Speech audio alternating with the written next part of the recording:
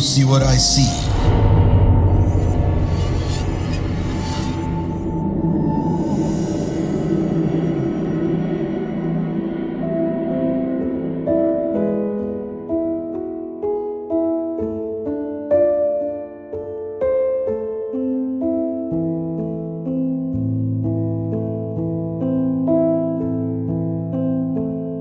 Halo warga desa Sukawedi. Sudah 5 tahun saya bekerja di kantor pos di salah satu kota di Indonesia. Dan biasanya saya ditempatkan di kantor pos di kota-kota yang kecil. Tapi di tahun 2023 pertengahan saya dipindahkan ke kantor pos besar yang ada di pusat kota. Biasanya saya bekerja di loket untuk pengiriman barang. Tapi ketika sudah dipindahkan di kantor pos besar ini, saya bertugas di loket pensiun. Tentu saja pemandangan yang saya lihat sehari-hari berbeda ketika saya ditempatkan di kantor pos kecil. Di sini, jika ada momen-momen tertentu, kita bisa melihat ribuan orang yang tumpah ruah. Entah itu sedang mengantri mengambil beras, mengantri mengambil uang pensiun, ataupun hal-hal lainnya.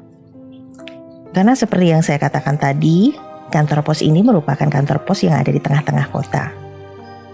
Di loket pensiun, saya sering sekali menemui simbah-simbah yang sedang mengambil uang pensiun mereka. Dan karena sudah cukup lama saya bekerja di sini, tentunya saya itu sudah memiliki banyak kenalan. Salah satunya, sebut saja namanya Mbah Waljinah. Mbah Waljinah ini selalu datang sendirian.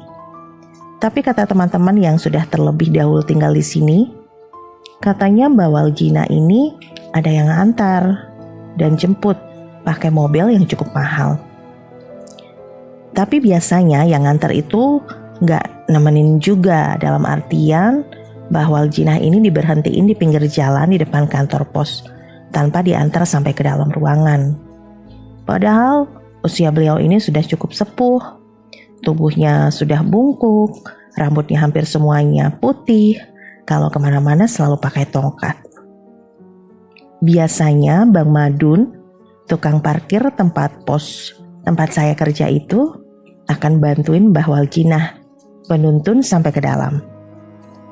Mbah Waljinah ini juga tipe orang yang sangat sabar, lemah lembut, yang ngerti antrian, bukan kayak beberapa orang simbah-simbah lain yang kadang-kadang ngotot dengan alasan udah gak kuat nunggu lama dan malah nyerobot antrian yang lain. Kadang-kadang Mbah Waljinah ini setelah ngambil uang pensiun, beliau gak langsung balik ke rumah. Beliau ini akan pergi dulu untuk jajan di warung-warung yang banyak berdiri di sekitar kantor pos. Karena kantor pos kota ini ada di samping taman kota, banyak banget warung-warung aneka jajanan dan kulineran. Nah, jajanan-jajanan itu pasti akan dibelikan untuk saya. Katanya karena saya sudah membantu beliau. Tapi saya kadang-kadang menolak. Saya bilang, saya nggak pamrih dan nggak perlu balasan apa-apa. Lagi pula kami nggak diperkenankan untuk menerima pemberian dari orang-orang. Tapi kadang-kadang matanya itu sendu, menangis. Jadi saya nggak tega. Saya bilang, Mbah gak boleh sering-sering melakukan hal ini. Kalau tidak nanti bisa-bisa saya dipecat, guyon saya waktu itu.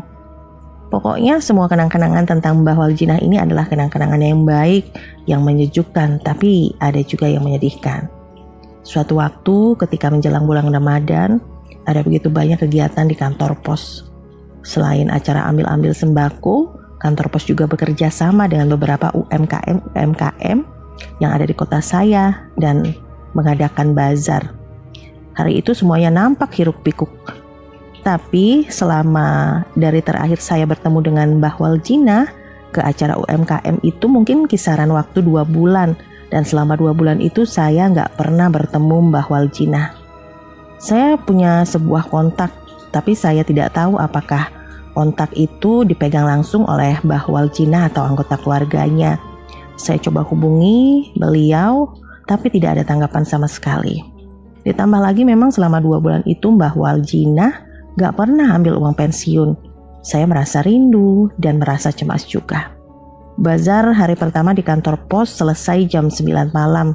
Walaupun sebenarnya antusias warga masih membludak. Tapi bazar memang berlangsung sampai 20 hari ke depan. Makanya pihak kantor pos memberitahu kalau masih ada esok hari. Dan waktu itu kami yang bekerja di loket pensiun memang biasanya selesai bertugas sekitar jam 3 atau jam 4 sore. Tapi karena ada bazar di hari pertama, staf loket pensiun biasanya bantu-bantu teman-teman yang ada di stand bazar. Hampir sebagian orang sudah pulang, menyisakan beberapa orang saja. Bahkan stand bazar sudah dimatikan lampunya. Saya membereskan meja di loket pensiun saya. Tiba-tiba saya melihat seseorang yang nampak familiar dalam pandangan mata saya. Di barisan kursi tunggu, ada seorang wanita tua yang mengenakan kebaya motif bunga-bunga. Rambutnya disanggul dan mengenakan kain yang senada dengan kebayanya. Saya melonjak kaget. Saya berteriak dengan semeringah memanggil nama Mbah Waljina. Tapi si Mbah malah diam saja.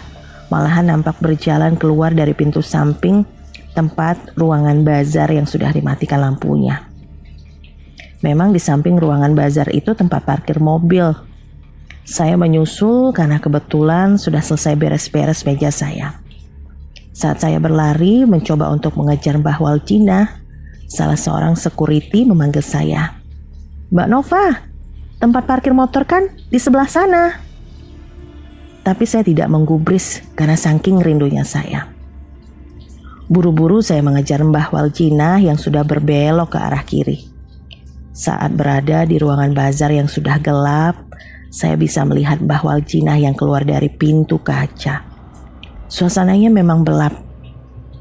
Tapi karena terkena cahaya-cahaya lampu yang berasal dari ruang kantor pos utama, tentu saja saya masih bisa melihat beliau yang berjalan. Saya merasa aneh. Anehnya kenapa? Kan biasanya Mbah Waljina ini jalannya lambat, tertatih-tatih, kadang-kadang pakai tongkat. Nah hari itu yang buat saya merinding, si Mbah itu tubuhnya tidak bungkuk, tegap banget, tidak pakai tongkat, langkahnya juga lebar dan panjang. Tempat parkir di samping stand bazar sudah kosong.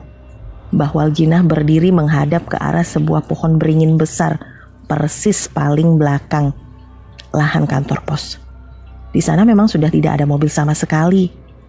Saya panggil-panggil beliau. Saya itu sebenarnya sudah merasa aneh, pengen balik lagi ke ruangan, tapi kaki saya tiba-tiba saja merasa kaku, gak bisa digerakkan. Rasanya benar-benar berat. Bibir saya yang kadung rindu dan penasaran akhirnya kembali memanggil nama beliau. "Mbah Waljina gak ada yang jemput ya? Apa mau Nova antar ke rumah? Ayo Mbah, tempat parkir motornya di sebelah sana."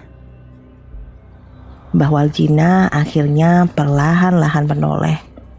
Saya rasanya ingat betul, di bawah lampu neon box yang menyorot ke arah pohon beringin saya berdiri, sementara Mbah Waljina berdiri beberapa meter di depan pohon beringin.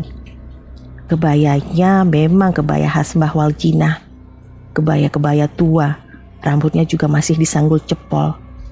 Tapi wajahnya bukan wajah Mbah Waljina, walaupun memang terlihat murung. Dia bukan Mbah Waljina. Saya melihat wajah yang penuh ulat. 2 detik, 3 detik. Rasanya saya pengen jatuh pingsan. Tapi gak bisa. Saya benar-benar ketakutan. Pikir saya mana ada manusia yang memiliki wajah penuh ulat seperti itu. Tangannya terulur seperti minta tolong. "Nova, Nova, tolongin Simbah Nova." Ucapnya seperti itu sampai 3 kali kalau saya tidak salah ingat. Saya bergidik, merinding, hampir pipis di celana. Suasana di belakang kantor pos benar-benar terasa dingin, sunyi, senyap, dan tak ada orang sama sekali. Lalu tercium bau aroma-aroma aneh yang membuat saya tidak nyaman. Di belakang saya, ada yang memanggil nama saya beberapa kali dan mengklakson-klakson motornya. Saya yakin itu adalah suara Bang Madun yang juga memang sudah siap pulang. "Mbak Nova, ngapain toh? Di belakang kantor pos sendirian? Sudah malam, ayo pulang." Di saat itulah tubuh saya baru bisa digerakkan. Dibantu Bang Madun, saya ke tempat parkir, mencoba untuk mengatur nafas. "Ada apa toh Mbak? Ngapain Mbak Nova ke belakang kantor pos sendirian?" Saya nggak mungkin bilang sama Bang Madun kalau saya melihat Mbah Waljinah di belakang situ. Malam itu setelah pulang ke rumah, saya benar-benar kepikiran. Setelah bersih-bersih, sholat isya, dan masuk ke dalam kamar kos, saya coba buat hubungin kembali nomor itu. Tapi sama sekali nggak ada tanggapan. Pagi-pagi saya mencoba untuk bekerja seperti biasa. Saya pandangi kursi tempat biasa para simbah-simbah menunggu antrian. Dan saya tidak pernah bertemu lagi dengan Mbah Waljinah. Beberapa bulan kemudian, ada yang membawa kabar. Entah mereka dapatkan kabar itu dari mana. Mereka bilang Mbah Waljinah meninggal dunia. Tapi kabar itu harusnya saya dapatkan beberapa bulan lalu. Kabar itu bisa dikatakan sedikit terlambat penyampaiannya. Katanya Mbah Waljinah meninggal dunia sendirian di rumahnya. Tak ada orang yang menemani sehingga bisa dikatakan jenazahnya diketemukan sedikit terlambat. Rumah Mbah Waljinah memang besar dan kaya raya, tapi jauh dari pemukiman warga. Saya nggak habis pikir sih, saya cukup terkejut mendengar kabar itu. Lalu saya mencoba untuk menghubungkannya dengan pengalaman saya yang bisa dibilang cukup mengerikan mengenai wanita tua yang wajahnya penuh ulat. Saya nggak tahu apa maksudnya saya bertemu dengan sesuatu yang menyerupai Mbah Waljinah itu. Tapi ketika saya tahu beliau sudah meninggal dunia dan nggak akan mengambil uang pensiun lagi, sejak saat itu juga saya rajin mengirimi beliau doa-doa dan pengharapan baik. Saya berharap beliau akan tenang dan bahagia di sana. Saya selalu terkenang. Kadang-kadang kalau ada simbah-simbah yang berdiri di hadapan saya pikir itu adalah beliau. Tapi saya tahu hal itu tidak akan pernah mungkin terjadi. Selamat jalan ya Mbah.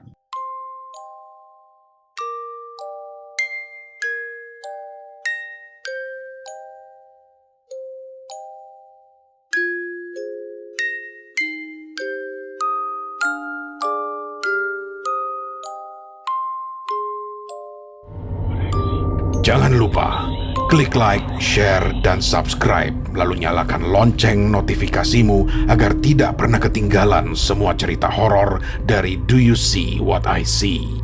Kamu juga punya pengalaman horor? Kirim ke podcast.ceritahoror@gmail.com podcast.ceritahoror@gmail.com